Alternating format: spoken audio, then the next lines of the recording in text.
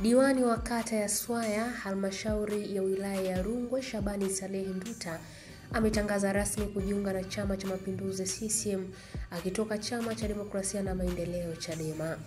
Akizungumza mbele ya umati wa wananchi na viongozi wa chama, Nduta amesema uamuzi wake umetokana na kuvutiwa na utendaji wa Rais wa Jamhuri ya Muungano wa Tanzania, Mheshimiwa Dr. Samia Suluhu Hassan, hususan katika kuimarisha maendeleo ya wananchi, kulinda amani na kusimamia haki kwa vitendo.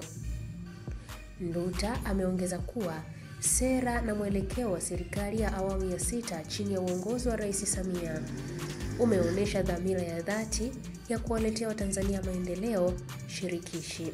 Amesisitiza kuwa sasa ni muda wa kushirikiana kwa pamoja kuiunga mkono serikali ili kuhakikisha jitihada zinazofanywa zinazaa matunda kwa vizazi vya sasa na vijavyo.